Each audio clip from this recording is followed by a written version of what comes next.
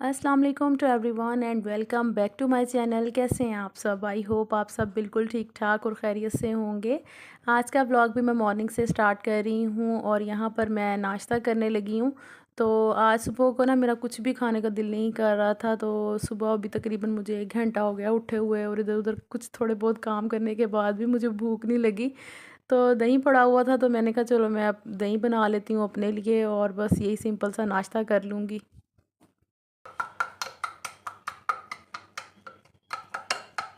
कल दोपहर को मैंने वॉशिंग मशीन लगाई थी और सारी रात कपड़े जो हैं यहाँ टेरेस पर ही पड़े रहे हैं ड्राई होने के लिए, क्योंकि कल रात में भी मैंने देखे थे कपड़े, उस वक्त भी ड्राई नहीं हुए थे। फिर मैंने कहा चलो रहने देती हूँ, नेक्स्ट डे उठा लूँगी। तो अभी तकरीबन 11 बजे का टाइम हो रहा है सुबह के, तो फिर भी कपड़े जो है ना काफ़ी हद तक अभी गीले ही थे, क्योंकि मुझे लगता है कि रात में जो है ना अगर आप कपड़े बाहर रखते हैं तो फिर ये और मज़ीद गीले हो जाते हैं, जिसकी वजह से जो है ना नेक्स्ट डे भी आपको फिर हल्के हल्के गीले ही फ़ील होते हैं। ख़ास तौर पर बच्चों के जो मोटे स्टफ़ वाले कपड़े हैं वो तो ड्राई होते ही नहीं हैं। लेकिन मुझे जो है ना टेरेस पर इतना ज़्यादा रश लग रहा था ना, मैं जब भी इधर आ रही थी ना तो मैं कह रही थी कि बहुत बुरा हाल है। मैस मैस लग रहा था मुझे टेरेस पर, तो मैंने कहा कि फटाफट से उठाओ कपड़े, और जो ज़्यादा मुझे गीले लग रहे थे फिर वो मैंने जो है ना धूप वाली साइड पर फैला दिए थे, बाकी सारे मैंने उठा लिए थे। आजकल धूप जो है ना काफ़ी कम निकल रही है, यानी कि हल्की-हल्की ही निकल रही है, और अब जाके जो है ना थोड़ा-थोड़ा सर्दी फ़ील होने लगी है। रात मुझे सोए हुए भी काफ़ी सर्दी फ़ील हो रही थी।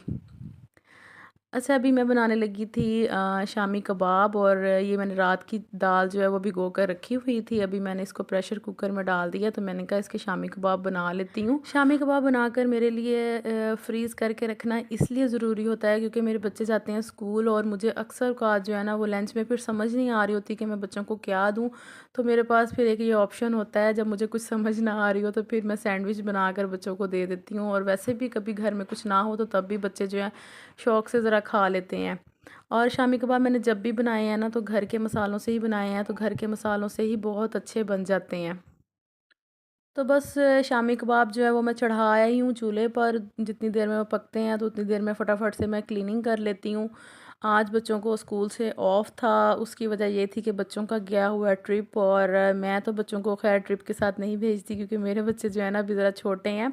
अगर मैं एक सोच भी लूँ ना कि चलो भेज देती हूँ, तो फिर भी पता नहीं क्यों मेरा दिल नहीं मानता। मुझे ऐसे फ़ील होता है कि बच्चे कहीं इधर-उधर ना हो जाएँ। स्कूल वाले बहुत ज़्यादा इंसिस्ट करते हैं, लेकिन फिर भी मेरा और मेरे हस्बैंड का ना दिल नहीं मानता कि अभी हम बच्चों को भेजें, क्योंकि बच्चे अभी बहुत छोटे हैं।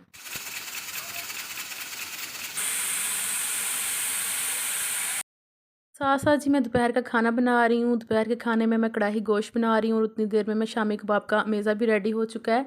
वॉशरूम में मैं आई थी और यहाँ पर मेरी नज़र पड़ गई स्क्रब पर, और बस यहाँ पर मैं ढीठों की तरह फिर खड़ी हो गई थी क्योंकि मुझे काम तो बहुत था अभी किचन में, लेकिन फिर भी मैंने कहा कि ना मैंने आज जो है ना स्क्रब करना है अपने फेस को, क्योंकि देखिए कि हम लोग जो है ना अपनी केयर बिल्कुल भी नहीं करते, बस अपने कामों में मसरूफ़ हुए हुए हैं, घर के, बच्चों के, घर को देखते रहते हैं हर वक्त, और किचन के कामों में या व्लॉगिंग में अपनी केयर करना तो बस ये समझें कि हमारे लिए ना झूठी बात ही हो गई है। तो आज मैंने कहा कि ना जो जितना मर्ज़ी काम पड़ा हो, तो मैं अब यहाँ पर खड़ी हूँ और यहाँ पर मैं स्क्रबिंग करूँगी, क्योंकि घर के काम तो ख़त्म होने ही नहीं है। और इधर मेरी बेटी भी आई हुई थी और मुझे इतना ज़्यादा तंग कर रही थी, कभी कैमरा हिला रही थी, कभी कुछ कर रही थी, और कह रही थी कि मेरे हाथ पे भी स्क्रब लगाओ, मैंने भी अपने फेस पे लगाना है। तो बस फिर मैंने फटाफट से यहाँ पर अपना स्क्रब करके तो मैंने निकलने वाली की, क्योंकि मैंने कहा अगर ये शुरू हो गई ना तो फिर इसने सारी मेरी जो है ना स्क्रब को ज़ाया कर देना है। क्योंकि ऐसी चीज़ें जो है ना बच्चों की पहुंच से दूर ही रखनी चाहिए, वरना ये कोई ना कोई काम दिखाते हैं, ख़ास तौर पे उस टाइम पर जब ये अपने आप को अकेला महसूस करे ना किसी जगह पर, फिर बहुत काम ख़राब करते हैं। और मेरी बेटियों ने तो मेरा सारा मेकअप जो है ना तकरीबन ख़राब किया पड़ा है। अच्छा, अगर आप विंटर्स में ना 2 टाइम भी अपने फेस पर स्क्रब करते हैं ना तो बहुत अच्छी बात है, क्योंकि इससे जो है ना एक्नी का तो बहुत ज़्यादा प्रॉब्लम हल होता है। अगर आपके फेस पर एक्नी है ना तो स्क्रबिंग लाजमी किया करें। और दूसरा ये है कि इससे स्किन भी बहुत ज़्यादा सॉफ्ट रहती है, मुलायम। और ख़ास तौर पर ना मेकअप करने से पहले लाजमी स्क्रब किया करें, और जैसे कि आपको पता है कि अभी वेडिंग सीज़न स्टार्ट हुआ हुआ है, तो लाज़मी जो है ना स्क्रब करके तो फिर मेकअप किया करें, तो बड़ा अच्छा चेहरे पर ना मेकअप सेट हो जाता है। तो मैं बस ये स्क्रब भी यूज़ करती हूँ, इसके अलावा कोई एक आध क्लींज़र लगा लेती हूँ फेस पर या फिर फेस वॉश यूज़ करती हूँ। उसके अलावा मैंने कोई भी क्रीम या कोई चीज़ भी जो है ना, मेरे टाइम ही नहीं मिलता लगाने का अपने फेस पर। तो ख़ैर जब कहीं जाना होता है तो या फिर मुझे हल्का-फुल्का फेशियल करवाना पड़ता है तो वो मैं करवा लेती हूँ, और या फिर जो है वो नॉर्मली जो हम लोग ब्लीच यूज़ करते हैं वो मैं कर लेती हूँ। लेकिन ब्लीच भी मैं बहुत कम यूज़ करती हूँ क्योंकि मेरे चेहरे पर जो है ना ब्लीच से ना स्वेलिंग हो जाती है।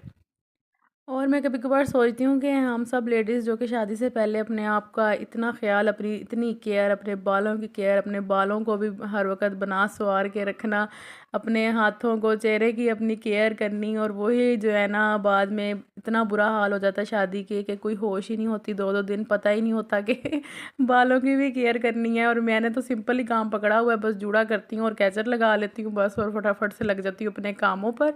तो हमें जो है ना अपने आप की भी केयर लाज़मी करनी चाहिए, ना कि सिर्फ़ और सिर्फ़ हम सिर्फ़ अपने घर को ही देखते रहें।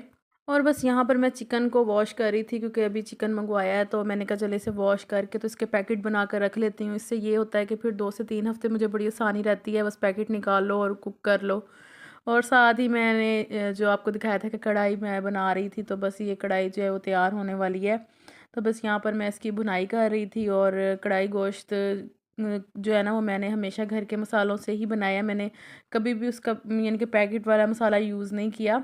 तो घर के मसालों से ही बस रेडी कर लेती हूँ, और बस यहाँ पर धनिया और हरी मिर्ची इसके ऊपर डाल दी थी, और शामी कबाब भी मैंने फिर बना लिए थे फटाफट ही। जैसे मैं फिर खाना तैयार कर रही थी तो इधर शामी कबाब की बाइंडिंग करती जा रही थी। अच्छा, यहाँ पर मैंने शामी कबाब जो है ना वो लेयर्स में लगाए हैं, और इस पे मैंने ना हर लेयर पर एक शॉपर लगाया है, साफ़ शॉपर मैंने ये यूज़ किया है, और इससे ये होता है कि शामी कबाब जो है ना आपको उठाने में बड़ी आसानी रहती है। अभी मैं इसको फ्रिज में रख के फ्रीज़ कर रही हूँ, और जैसे ये फिर कल फ्रीज़ हो जाएंगे ना तो फिर मैं इसको निकाल कर तो सारे शामी कबाब जो है ना या तो एयर टाइट बॉक्स में डाल दूँगी या फिर ज़िप लॉक बैग में रख दूँगी, और फिर आराम से 1 महीना यूज़ कर सकती हूँ। यहाँ पर जी शाम का टाइम हो रहा है, और मेरे हस्बैंड लेकर आए थे समोसे, और ये समोसे बड़े डिफरेंट थे। शायद आपने पहले खाए हों, लेकिन मैंने तो भाई फ़र्स्ट टाइम ट्राई किए हैं। और ये ना थे चिकन टिक्का फिलिंग वाले समोसे, बहुत यम्मी थे, और लग ही नहीं रहा था कि समोसे खा रहे हैं, बिल्कुल पिज़्ज़े वाला टेस्ट आ रहा था। सो जी नेक्स्ट वीडियो में आपसे फिर मुलाकात होगी। अपना बहुत ख़्याल रखिएगा। अल्लाह